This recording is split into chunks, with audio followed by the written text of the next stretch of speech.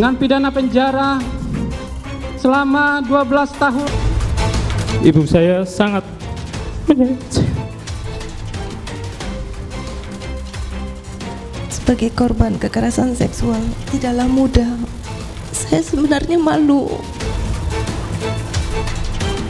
Bahkan sepotong kata pun tidak pantas untuk didengar lagi, dipertimbangkan dari seorang terdakwa seperti saya.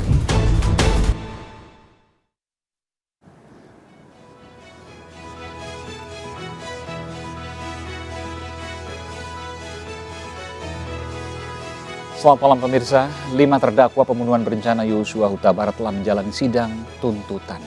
Kemarin dan hari ini di hadapan majelis hakim dan diperdengarkan kepada seluruh masyarakat Indonesia. Ferdy Sambo, Ricky Rizal, Kuat Ma'ruf, Richard Eliezer dan Putri Chandrawati membacakan nota pembelaan atau pledoi. Putri Chandrawati konsisten membela diri mengalami kekerasan seksual oleh Yosua Huta Barat. Muncul pertanyaan saudara, mengapa pelecehan seksual Putri tetap dijadikan isu utama? Ada yang mengatakan, apakah untuk meringankan hukumannya? Yosua melakukan perbuatan keji terhadap saya. Dia melakukan kekerasan seksual, menganiaya dan mengancam, membunuh, bukan hanya bagi saya, tapi juga bagi orang-orang yang saya cintai.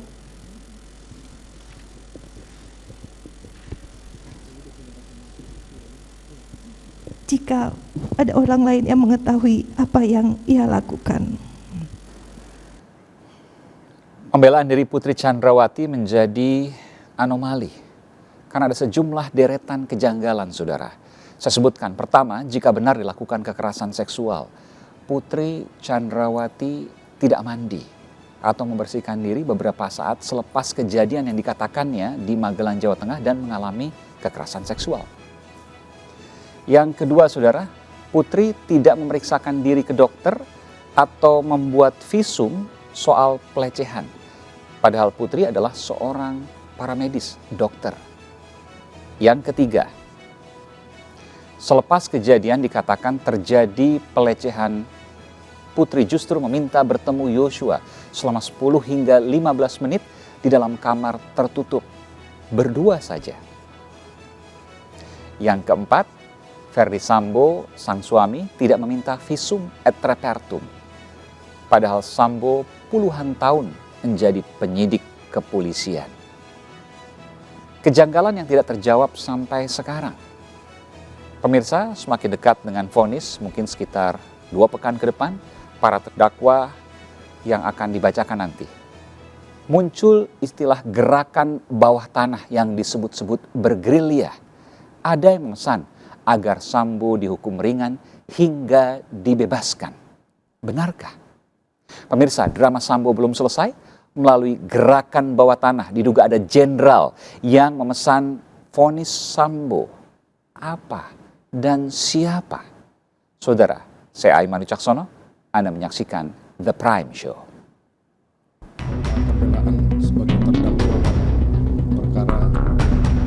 Di tengah berlangsungnya sidang pembacaan pledoi atau nota pembelaan para terdakwa pembunuhan berencana Brigadir Yosua Huta Barat, kabar adanya gerakan bawah tanah untuk meringankan vonis Ferdy Sambo berhembus semakin kencang. Menko Polhukam Mahfud MD menyebut gerakan bawah tanah itu bergerilya. Ada yang meminta Sambo dihukum, ada pula yang meminta Sambo dibebaskan. Saya sudah mendengar ada gerakan-gerakan yang minta memesan putusan Sambo itu agar dengan huruf. Tapi ada juga yang minta dengan angka. Jadi bukan putusan yang ini yang pesan. Ada yang bergerilya, ada yang ingin Sambo dibebaskan, ada yang ingin Sambo dihukum, kan gitu. Tapi kita bisa amankan itu di kejaksaan. Saya pastikan kejaksaan independen. 5 terdakwa pembunuhan Yosua telah menjalani sidang tuntutan. Ferdy Sambo dituntut hukuman pidana seumur hidup. Richard Eliezer 12 tahun penjara. Putri Chandrawati, Ricky Rizal, dan Kuat Ma'ruf dituntut hukuman 8 tahun penjara.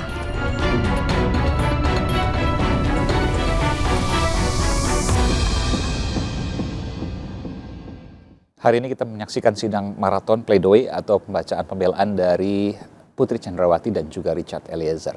Terkait dengan pembelaan dari Putri Chandrawati, kita akan bergabung segera melalui sambungan Zoom langsung ke Jambi dengan ayah almarhum Brigadir Yosua, Samuel Huta Barat. Pak Samuel, sehat selalu. Saya doakan Bapak tetap sehat dan tetap semangat untuk mengawal dari sidang ini. Pak Samuel, tentu saya paham ada perasaan yang berbeda, ada rasa yang berbeda ketika Bapak mendengarkan pembelaan dari terdakwa Putri Chandrawati, meskipun itu hak dari Putri Chandrawati. Saya boleh tahu Pak, Bapak bisa ungkapkan soal itu? Ya, dari tadi mulai persidangan pembelaan Putri Chandrawati memang kita mengikuti dari awal. Terutama di dalam dia membacakan yang ditulis sendiri pembelaan dirinya. Tapi dalam hal ini tidak henti-hentinya saya lihat si Putri beserta si Ferdi Sambo melontarkan fitnahan-fitnahan, melontarkan isu-isu pemerkosaan di Magelang. Tentu kita sudah tahu bahwa di Magelang itu tidak ada bukti visum dan bukti laporan dia ke polisi. Nah, kalau seorang perempuan sesudah diperkosa seorang laki-laki, tentu melihat laki-laki itu pun tidak sudi si perempuan ini. Malah dia mengajak bertemu lagi di kamar. Dan istilah pemerkosaan ini tentu melihat kondisi lingkungan. Di sana kan ada ART, ada psikoat. Tidak mungkin melihat situasi begitu. Ya, oke. Jadi yang penting ada kejanggalan begitu Pak. dia... Meskipun saya harus adil juga Pak Samuel dari kedua belah pihak. Mereka mengatakan bahwa ada pemeriksaan psikologis yang menunjukkan adanya kekerasan seksual. Ya, saya rasa pemeriksaan psikologis itu bisa saja dia tertekan. Tertekan sesudah ada pembunuhan, jadinya jiwanya goncang. Itu yang saya dapat. Oke. Yang jelas secara hukum, Bapak tidak melihat visum dan visum itu tidak ada, sehingga secara hukum yang Bapak ketahui dari penasihat hukum Bapak dan lain sebagainya, kemudian sering berdiskusi dengan Bapak, bahwa itu tidak ada bukti hukum yang bisa diajukan. Dan ada sejumlah kejanggalan, tadi saya sebutkan juga ada 4 kejanggalannya tadi. Tidak mandi diantaranya, tidak memeriksakan ke dokter, masih satu ruangan dan memanggil, bahkan kalau mau tambahkan lagi masih satu rombongan untuk pulang ke Jakarta, dan tidak ada visum, baik dari Putri maupun dari Sambo. Ada 5 kejanggalan sesungguhnya. Ya, justru itulah yang selalu kami herankan. Memang orang ini konsekuen di dalam berbohong, membangun skenario menfitnah yang sudah mati. Sedangkan menfitnah orang hidup itu istilahnya menfitnah itu lebih kejam daripada pembunuhan. Ini orangnya sudah meninggal, difitnah lagi. Berarti dia masih membunuh karakter almarhum Joshua. Inilah yang sangat menyakitkan kami, ibunya almarhum. Iya. Saya ingin bertanya Pak, Bapak, saya melihat sekali Bapak begitu geram terhadap Putri Chandrawati dan juga Ferdi Sambo. Meskipun Bapak berbeda perlakuannya ketika Bapak melihat Richard Eliezer. Saya tahu bahwa Pak Samuel sudah bertemu dengan Richard Eliezer. Betul ya Pak ya? Iya, betul. Bisa ceritakan Pak soal itu? Kami awalnya bertemu di Pengadilan Jakarta Selatan, tepatnya di bulan 10 di tahun 2022 yang lalu. Di waktu itu kami menjadi saksi di persidangan. Jadi di dalam persidangan itu Eliezer mendatangi kami, saya dengan istri, dia bersujud di hadapan kami. Bersujud, meminta ampun. Bersujud di hadapan kami, mungkin ada videonya itu. Bersujud di hadapan kami, minta ampun, mengakui semua kesalahan dia. Itu karena itu dilakukan dia, menurut kata Eliezer, bahwa perintah Ferdi Sambo tidak bisa dibantahnya lantaran pangkat dia dengan Ferdi Sambo sangat jauh, ibarat bumi dan langit. Dan dia berjanji di sana yang terakhir sekali membela almarhum Bang Jos. Dan saya akan mengungkap semua apa yang saya rasakan dan saya lihat di TKP. Dan itulah pula yang kami mintakan sama dia di waktu bersujud itu. Segeralah kamu jujur dalam permasalahan itu. Dia menyanggupi semua. Oke. Meskipun saya agak berat untuk menanyakan, saya agak bergetar juga untuk menanyakan. Eliezer yang menembak putra Bapak. Tapi Bapak, saya boleh katakan Bapak sudah memaafkan Eliezer? Ya, memang di awalnya kita rasa berat untuk memaafkan. Tapi kita ini kan umat beragama, pegangan kita terhadap agama kita lah.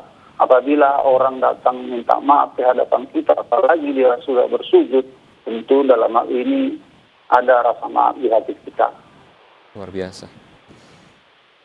Saya boleh tanyakan lagi Pak, bagaimana dengan Putri Chandrawati dan juga Ferdi Sambo? Apakah sempat berupaya untuk menemui Bapak? Sampai saat ini tidak ada niatan orang itu dengan tulus untuk jangankan menjumpai dari awal permasalahan ini. Meminta maaf pun dia itu dengan cara paksaan, apalagi di pengadilan. Dengan jelas itu si Ferdi Sambo memang dia minta maaf di persidangan waktu kami saksi. Jadi ada syaratnya saya dengar. Saya minta maaf kepada orang tua almarhum Joshua. Itu terjadi pun itu semua sama dia atas konsekuensi perbuatannya. Jadi minta maaf itu tidak tulus. Justru itulah kami tidak menanggapinya. Tidak tulus karena apa Pak? Boleh diulangi? Yaitu mengatakan semua yang terjadi sama almarhum atas konsekuensi perbuatan almarhum. Oke. Oh, tapi itu kan disampaikan waktu pemeriksaan, bukan ke Bapak langsung kan? Di waktu kami jadi saksi di pengadilan. Sempat bertemu muka pada waktu itu? Kami hanya bertemu muka, dia Ferdi Sambo duduk di samping penasehat hukumnya, kami duduk di kursi saksi. Dan Bapak melihat bahwa itu bukan hal yang tulus dari pihak mereka? Iya, hal yang tidak lulus dari lubuk hatinya. Oke. Pak Samuel, terakhir saya ingin bertanya Pak, bahwa terakhir Pak Menko Polhukam Mahfud MD mengatakan bahwa ada gerakan bawah tanah yang memesan agar putusan atau vonis Ferdi Sambo nanti lebih ringan atau bahkan bebas. Bapak sempat mendengar ini, apa komentar Bapak? Ya, memang itu sempat saya dengar di media ya, melalui media. Memang di setiap persoalan pasti ada pro dan kontra. Dalam hal ini, di persoalan anak kita ini tentu apa yang diutarakan oleh Pak Menko Polhukam, Pak Mahfud MD, tentu tidak mungkin Pak Mahfud itu membicarakan yang tidak benar. Nah, ini perlu didalami siapa orangnya, perlu diungkap ini. Bapak sedih mendengarnya dan Bapak akan mengawal terus. Kami keluarga sangat sedih mendengarnya bahwa pernyataan Pak Mahfud MD ini kan, Pak Mahfud MD apalagi saya pribadi sangat mempercayai dan mengagumi sikap Pak Mahfud ini dari awal. Iya, dan Bapak akan mengawal terus, melihat kemudian sampai nanti. Bahkan bukan hanya kalau seandainya ada banding dan kasasi, Bapak akan terus mengawal itu. Iya. Baik. Terima kasih sekali lagi, doa kami untuk Pak Yosua sekeluarga di sana agar tetap sehat dan juga diberikan semangat dan kesehatan untuk mengawal kasus ini, kasus yang kemudian menewaskan putra dari Pak Samuel dan Ibu Rosti Simanjuntak. Terima kasih Pak Samuel, selamat malam, sehat selalu. Amin. Ya. Dan itulah saudara tadi, ayah dari Joshua Huta Barat, Samuel Huta Barat. Saudara, saya punya narasumber yang istimewa yang saya akan hadirkan di sini untuk membahas ada apa sesungguhnya dengan gerakan bawah tanah yang hendak memesan putusan Sambo agar ringan atau bahkan bebas. Kita akan kembali saat lagi saudara, eksklusif The Prime Show.